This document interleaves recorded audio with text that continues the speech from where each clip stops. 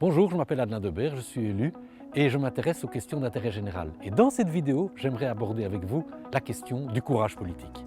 On est ici dans la rue du Reniveau avec le Christ III, le collège du Christ III qui comporte 1500 élèves et vous imaginez bien que descendant de la rue du Reniveau, 1500 étudiants qui rentrent au collège, ça fait un conflit évidemment avec les voitures. Du coup, vous avez ici derrière moi un panneau qui dit que ceux qui sortent du Christ III, ils ne peuvent pas remonter la file des élèves, ils doivent aller par là. Et ils doivent respecter ce sens unique uniquement à certaines heures. Alors évidemment, il y a un conflit, parce que les autres habitants du plus haut de la rue, eux, peuvent prendre le sens unique. Vous imaginez bien l'incompréhension des enseignants qui doivent tourner alors que les habitants du haut de la rue, eux, peuvent aller dans ce sens-là aux mêmes heures. Du coup, je suis interpellé par certains riverains qui trouvent la situation illogique et qui voudraient bien établir un sens unique. Il se fait que par 2 fois à 10 ans d'intervalle, on a fait une enquête auprès de tous les riverains et la moitié souhaite un sens unique définitif, tandis que l'autre moitié refuse catégoriquement ce sens unique définitif en disant « ça va nous faire perdre du temps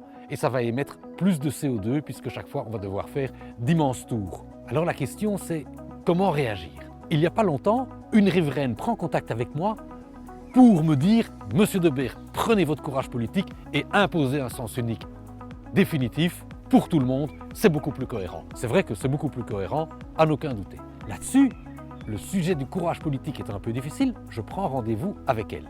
Je me rends chez elle et je lui dis « Vous me parlez de courage politique ». Il se fait que je suis très sensibilisé au climat et ça fait longtemps que je sais que le CO2, gaz à effet de serre, est très dommageable. Or le CO2, il vient principalement du pétrole, c'est le C, qui, mis dans les voitures et brûlé, devient du CO2. Et donc, si j'avais du courage politique, je devrais à tout le moins tenter de faire interdire toutes les voitures thermiques. Là-dessus, elle me regarde et de sa tête, elle fait. Et je lui dis, tiens, vous me demandez du courage politique pour une solution qui vous arrange. Et quand je veux prendre un courage politique pour une solution qui ne vous arrange pas, à ce moment-là, vous trouvez que le courage politique, c'est vraiment pas l'idéal.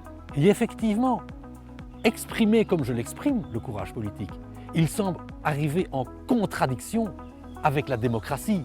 Au fond, quel est le courage politique souhaitable? Ne serait-ce pas tout simplement d'expliquer la vérité aux gens? C'est à eux à voir ce qu'ils en font ensuite. Ma question est toute simple. Qu'en pensez-vous?